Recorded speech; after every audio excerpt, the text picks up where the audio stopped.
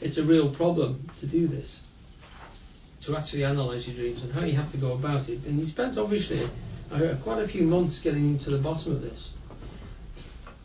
What's amazing is he just didn't give up, he just kept on going.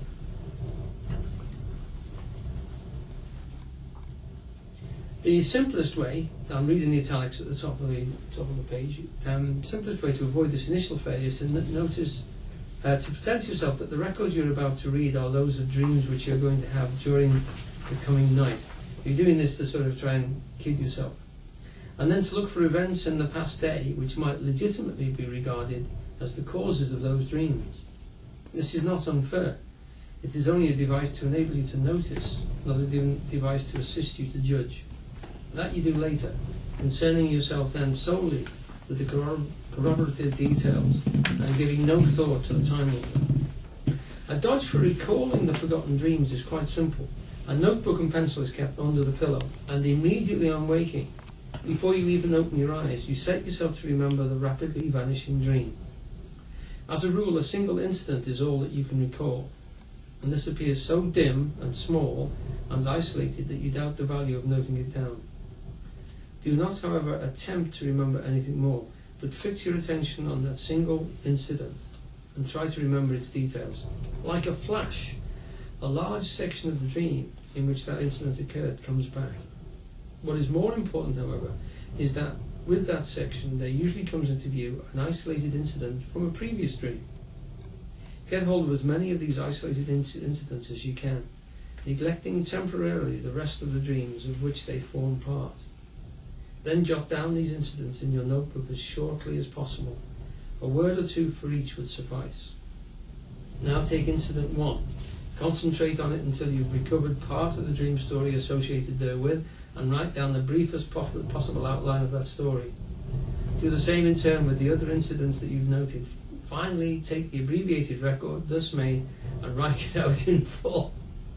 Note details as many as possible. Be specifically careful to do this whenever the incident is one which, if it were to happen in real life, would seem unusual. For it is in connection with events of this kind that your evidence is most likely to succeed. Until you've completed your record, do not allow yourself to think of anything else. Okay? Now, remember, he goes on to say, waking in the middle of the night, remember to write them down. I've woken several times, he says, and, even dreams which are memorized just before getting up, always write them down because they will disappear very rapidly. Usually by the time you've got dressed, they've gone, and you can't get them back.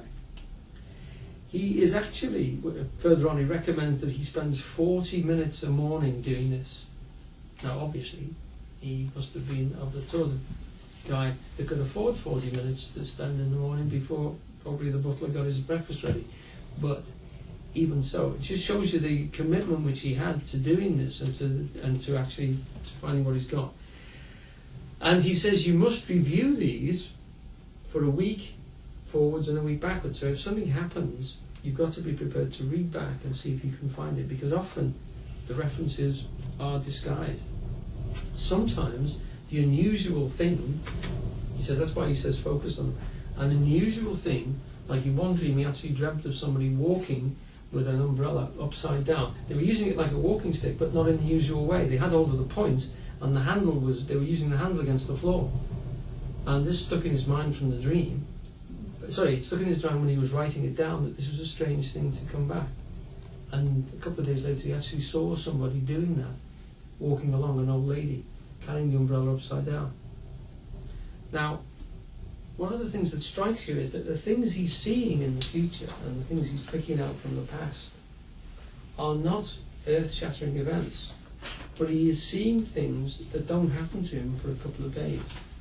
So what he's saying here is that not he's found a new way of predicting the future, or that in any way that it gives him any great benefits, but he is actually disturbed by the fact that he is seeing what's going to happen to him in the future, even though these things are quite irrelevant and only a couple of days in the future.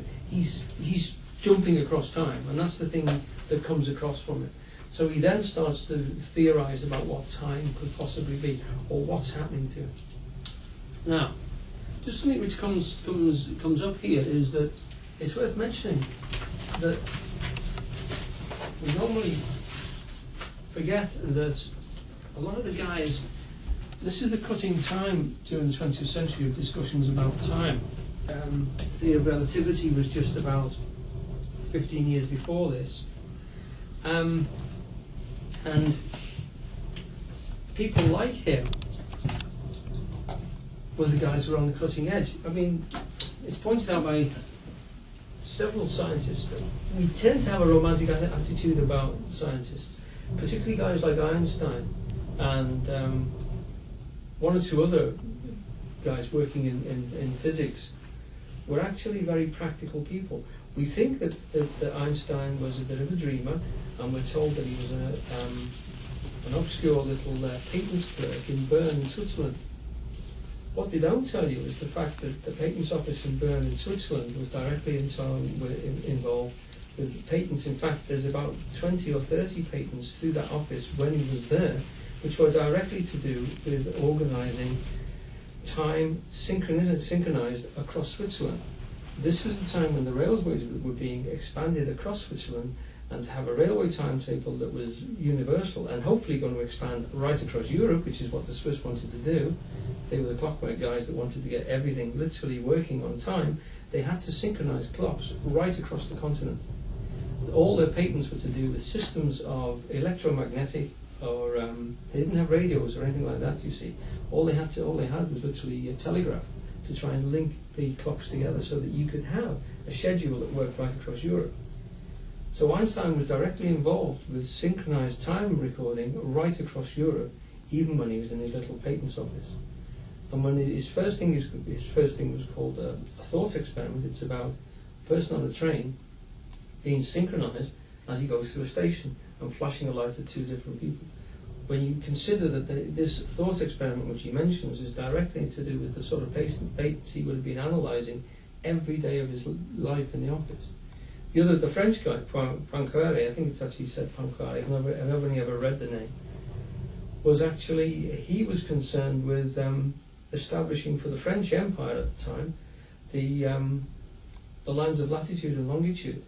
So he was to do with organising time, because remember, the other thing which time is very, very important is as the Earth rotates, the movement of the Sun and the position of the Sun will give you your position relative to the globe, but only if you know the exact time. So he was another great philosopher and physicist at the time of Einstein, who produced theories about relativity. These guys were working on this as a purely practical problem. A lot of money was being put into the faith. How could you synchronize clockwork to tell you where you were on the globe, and how could you get a system that would run a railway system right across the Europe? Purely practical problems which produced the theory of relativity, and a great deal of other work by people working in the same field.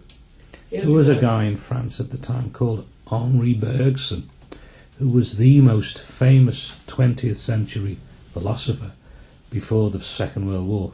This guy with the Elan Vital? Elan Vital, and he wrote books on the same subject. Right. I mean, on time. Yeah. And it was obviously the breaking technology at the time. Literally. He's a bit like Dunne. He's been forgotten, but he was like a superstar. Yes. He came to London, and thousands of people came to his lectures.